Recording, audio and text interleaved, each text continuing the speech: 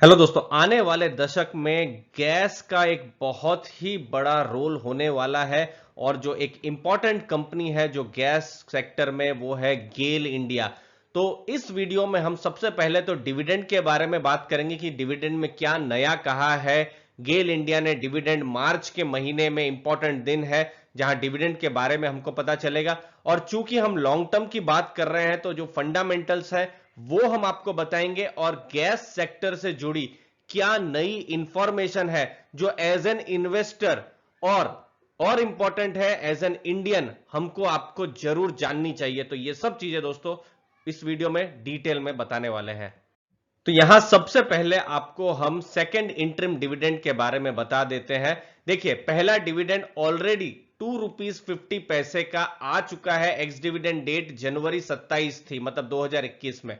अब second interim dividend date है, उसके लिए 15 मार्च को मीटिंग होने वाली है। सोमवार है 15 मार्च, और उस दिन मीटिंग होने वाली है बोर्ड ऑफ डायरेक्टर्स की, और उस दिन डिविडेंड का ऐलान किया जाएगा। एक्स डिविडेंड डेट भी आ चुकी है, मतलब अगर आपको डिविडेंड में इंटरेस्ट है तो एक्स डिविडेंड डेट से पहले आपके पास गेल का शेयर जो है आपके अकाउंट में होना चाहिए, जो डीमेट अकाउंट है। रिकॉर्ड डेट है 23 मार्च।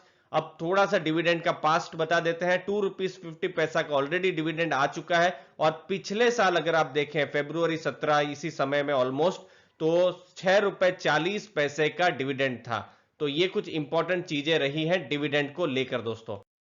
अब ये है गेल का स्क्रीनर। देखिए, 66,000 करोड़ से ऊपर का इसका मार्केट कैप है। मतलब गेल इंडिया एक लार्ज कैप की कंपनी है। ये बहुत इंपॉर्टेंट है। देखिए, स्टॉक प्राइस 148 है और बुक वैल्यू है 113 की। तो जो प्राइस टू बुक वैल्यू जो इसकी बैठती है 1.31 की बैठती है, जो कि अट्रैक्टिव है जो दूसरी कंपनियां हैं उनके बेसिस पर। अब वैल्यूएशन की बात कर रहे हैं तो प्राइस अर्निंग रेशियो देख लीजिए, 7.95 8 के पास है, और इंडस्ट्री 57.5 है। और इंडस्ट्री के साथ कंपेयर थोड़ा मुश्किल इसलिए भी हो जाता है क्योंकि जैसे अदानी टोटल गैस है तो उनका तो पीई रेशियो कुछ ज्यादा ही हाई है, तो वो पीई रेशियो पर मैं बहुत ज्यादा फोकस नहीं कर रहा हूं। तो मैं थोड़ी देर पर आपके इसके हिस्टोरिकल पी ही बताने वाला हूं, तो हमको और ज्यादा रियलिस्टिक आइडिया लगे। ये इंडस्ट्री पी बहुत ज्यादा इंपॉर्टेंट नहीं लगेगा, क्योंकि इसके हिसाब से हम देखें तो गेल का प्राइस 8 गुना बढ़ जाना चाहिए, तो वैसा तो नहीं है। थोड़े रियलिस्टिक डेटा थोड़ी देर में हम बताएंगे। डिविडेंड यील्ड 4.33% की अभी ये दिखा रहा है। रिटर्न ऑन कैपिटल एम्प्लॉयड बहुत अच्छा है। आप देखिए 20% का। रिटर्न ऑन इक्विटी भी ऑलमोस्ट 19% के ऊपर है। डेट जो है बहुत ही कंफर्टेबल लेवल में है। हमने इसकी रेटिंग भी देखी, अच्छी रेटिंग है, AAA की रेटिंग है जो इंड आरए जो रेटिंग एजेंसी है उन्होंने। और तो डेट इक्विटी में भी चिंता नहीं है। Positive earning before interest tax है। कैश इक्विवेलेंट भी पॉजिटिव है दोस्तों। अब वैल्यूएशन पर जाएं उससे पहले दोस्तों, अभी बहुत सारे आईपीओ आ रहे हैं।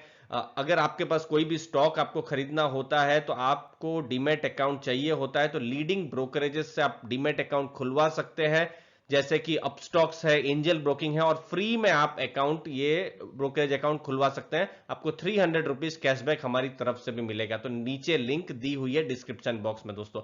अब आगे चलते हैं गेल पर और डिस्कशन करने हैं। ये है थोड़ा रियलिस्टिक। देखिए, वैल्यूएशन के बहुत सारे पैरामीटर्स है, जैसे प्राइस टू बुक रेशियो है, बहुत सारे इसके रेशियोज हैं, लेकिन हम यहां प्राइस टू अर्निंग वैल्यूएशन पर फोकस कर रहे हैं। और ये बहुत पुराना डेटा, हम 2006 से ही डेटा लाए हैं स्क्रीनर से। आप देखिए अभी जो इसका प्राइस टू अर्निंग जो चल रहा है 8 के पास है, जो हमने थोड़ी देर पहले देखा। और हिस्टोरिकली ये रहा है मीडियन प्राइस टू अर्निंग 12.4 के पास में। तो उस हिसाब से देखें तो ये अभी भी अंडर वैल्यूड है, अगर खाली वैल्यूएशन की बात करें तो उस हिसाब से।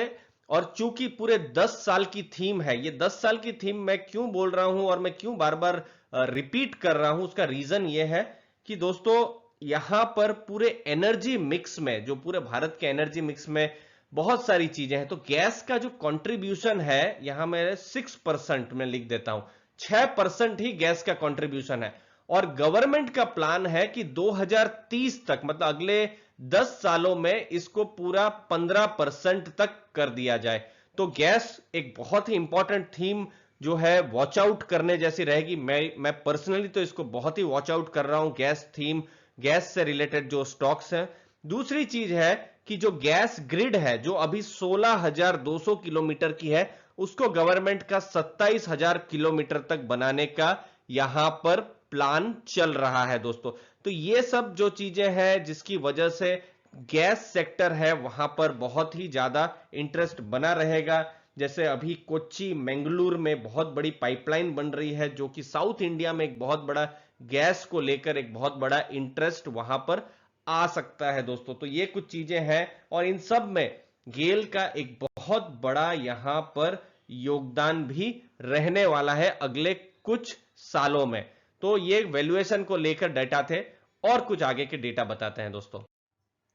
अब दोस्तों ये है आपके सामने सेल्स डेटा। 10% 10 सालों में सेल्स हुई है, प्रॉफिट 11% हुई है।